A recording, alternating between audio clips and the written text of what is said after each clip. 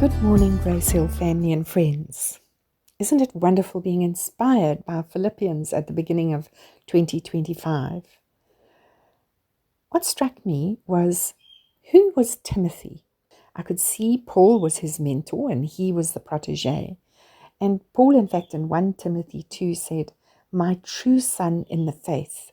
So they had a really strong relationship. But where did Timothy come from?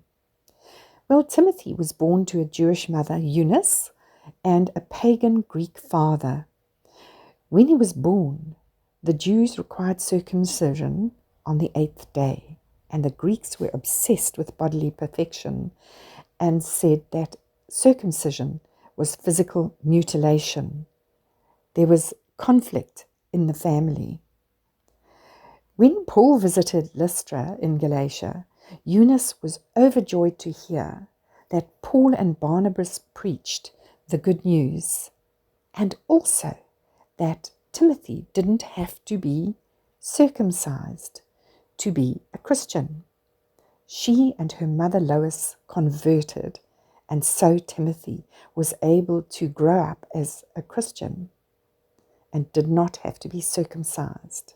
It was a time when Paul and Barnabas were preaching to the Jews the good news that faith and grace trumped the law, that Jesus came to save one and all. Uncircumcised men could, however, not enter the temple. So Timothy decided on his own as an adult to be circumcised, to allow him to go into the temple and meet with the other Jews and enable them to know about the good news of Jesus.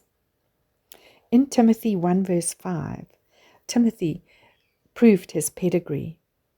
The words are said, "I am reminded of your sincere faith, a faith that dwelt first in your grandmother Lois and your mother Eunice, and now I am sure dwells in you as well."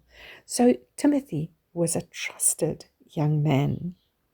In fact, the word Eunice, the name Eunice, means conquering well, and she did conquer the mountains to get to Christianity.